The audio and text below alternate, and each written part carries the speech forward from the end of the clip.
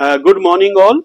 जो आज का हमारा लेसन है ये हाउस वाइफ्स के लिए, बिजनेस कम्युनिटी के लिए और सर्विस कम्युनिटी के लिए, मींस जिनको कोई फॉर्मल क्लासेस लेने का टाइम नहीं मिलता, उनके लिए ये एक वरदान साबित होने वाला है। तो उनको मैं आज एक ऐसी स्पेशल टेक्निक इंग्लिश स्पीकिंग की देने जा रहा हूं कि जिसके साथ वो बड़ी आसानी से किसी से भी इंग्लिश में बात कर पाएंगे।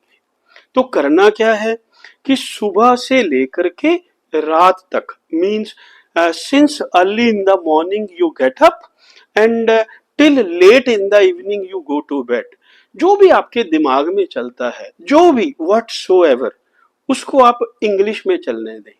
सपोज आपके जहन में, आपके माइंड में कोई सेंटेंस आया और आप सोच रहे हो कि इसको इंग्लिश में क्या कहते हैं, आप उसको अलग से लिख लो। मेरे कहने से आप एक हफ्ता, मात्र एक हफ्ता, ओनली 1 वीक आप ऐसे प्रैक्टिस करके देखो।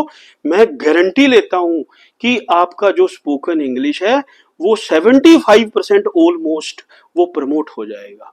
क्यों? क्योंकि 50 to 75% जो हमारा डेली डायलॉग होता है वो अक्सर रिपीट ही होता है। बिजनेस वाले का बिजनेस कम्युनिटी में, हाउस वाले का हाउस कम्युनिटी में, सर्विस वाले का सर्विस कम्युनिटी में। तो इसमें आपने करना क्या है, जो भी आपके दिमाग में चल रहा है बस उसको आप कोशिश करें इंग्लिश में सोचने की। क्योंकि होता क्या है, पहले आप सोचते हैं, फिर उसको अंदर ट्रांसलेट करते हैं और फिर उसके बाद बोलते हैं। तो इससे क्या होता है कि गैप आ जाता है, और वो जो गैप है वो एक पोज बन जाता है जिससे आप फ्लुएंट नहीं हो पाते। तो इसके लिए जो टेक्निक है वो है थिंक इन इंग्लिश। तो इसको मैं प्रैक्टिकली आपको बता रहा हूं। एक हफ्ते के लिए आपने ऐसा करना है। आई गारंटी दिस टेक्निक कि you will be almost fluent in English by adopting this technique. क्या करना है, सपोज आप सुबह उठे, आपने कहा कि चाय तो ठंडी हो गई, तो इसको इंग्लिश में बोलेंगे टी गॉट कोल्ड। मैं नहाने जा रहा हूं, I am going to take my bath. खाना तो गर्म है, तो फूड इज हॉट इनफ। ऐसे जो भी डेली यूज के सेंटेंसेस हैं, जो रिमोट एरियाज हैं हमारे, जो आपसे ट्रांसलेट नहीं होते, आपने उनको लिख लेना है। और सपोज कीजिए 3 4 5 आप मुझे कमेंट भी कर सकते हैं कि ये इस लाइन की ट्रांसलेशन क्या होगी, इस लाइन की ट्रांसलेशन क्या होगी। तो मैं कोशिश करूंगा अपने टीम के माध्यम से कि आप तक उन वो जो रिमोट एरियाज की ट्रांसलेशन है वो मैं आप तक पहुंचा पाऊं। तो इस टेक्निक से क्या होगा, 1 हफ्ते में, 2 हफ्ते में gradually you will see there is dynamic change in your speaking. क्योंकि होता क्या है, जो हमारे डेड गियर्स हैं वो खुलने शुरू हो जाते हैं, वो अलाइव होने शुरू हो जाते हैं। क्योंकि है क्या, ये है तो एक हेसिटेशन ही है। कोई इंग्लिश कोई इंटेलिजेंस तो है नहीं, लैंग्वेज कोई इंटेलिजेंस तो है नहीं। अगर देखो आप एक के सामने बोल सकते हो तो इसका मतलब आप 10 के सामने बोल सकते हो, 10 के सामने बोल सकते हो तो मतलब आप 1000 के सामने बोल सकते हो, 1000 के सामने बोल सकते हो तो मतलब आप लाख के सामने भी बोल सकते हो। तो इसलिए क्या करना है, जो आपके डेली यूज के सेंटेंसेस हैं उनसे शुरू करना है। क्यों? क्योंकि चैरिटी बिगिंस एट होम। तो घर से ही शुरू करना है, बिल्कुल घर से ही। ठीक है, जैसे कुछ सेंटेंसेस का मैं सैंपल ले रहा हूं जो आपके डेली यूज में हो सकते हैं कि आपके भी यूज होते हो। क्योंकि प्रैक्टिकली मैं क्लास में बच्चों को जब पढ़ाता हूं तो देखता हूं वो मुझसे पूछते हैं कि ऐसा ऐसा उनके डेली लाइफ में यूज होता है। तो वो जो पूछते हैं वो मैं आपको बताने की कोशिश कर रहा हूं। ठीक है, जैसे बिजली आ रही है, जा रही है, इसको आप इंग्लिश में क्या कहोगे?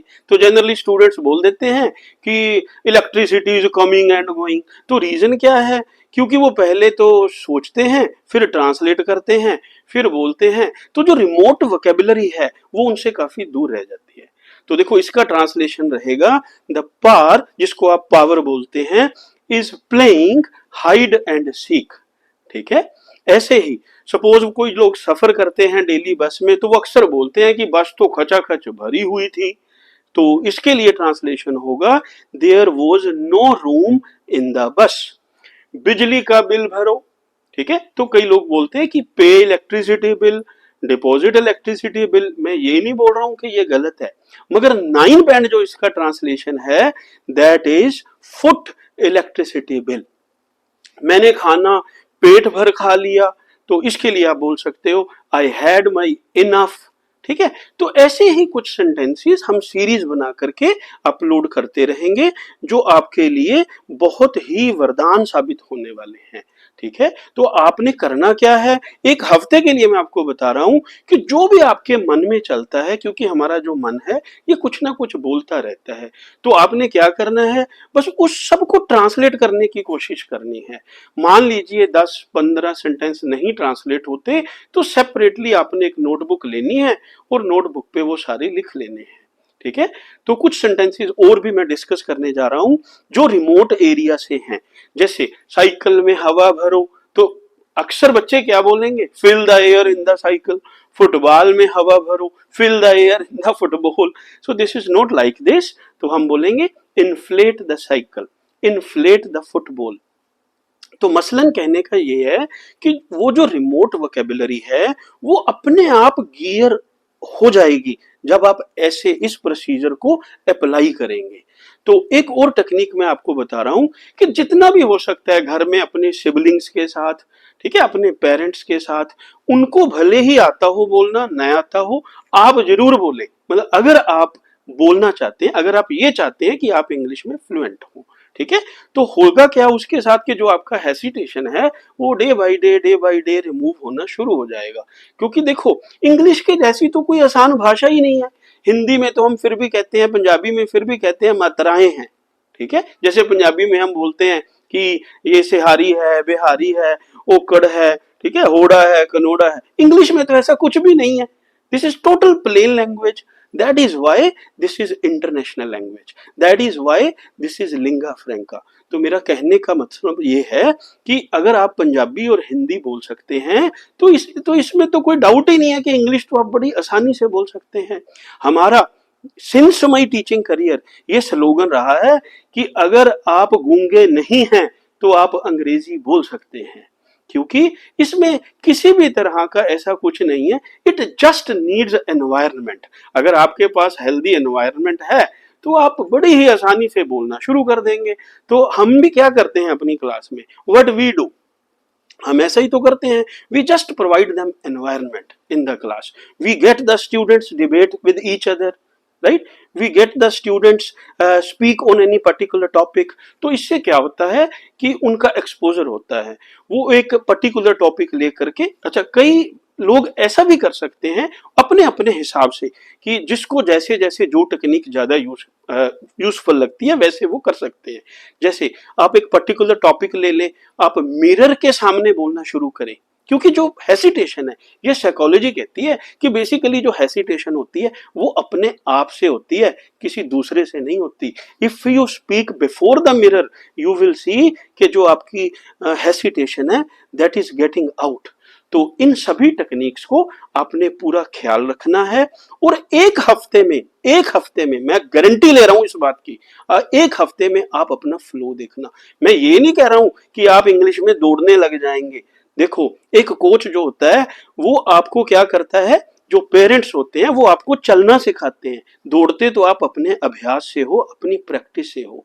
तो मेरी इस चैनल के माध्यम से ये कोशिश रहेगी कि मैं अपने ऑडियंस को चलना सिखा दूं इंग्लिश में, ठीक है, मगर आप दौड़ेंगे अपने अभ्यास से। हाँ, अगर वो वाली सारी टेक्निक्स जो मैं धीरे धीरे ग्रेजुअली आपको बता रहा हूं अगर आप फॉलो करेंगे तो फिर मैं ऐसा बोलूंगा कि दिल्ली दूर नहीं है।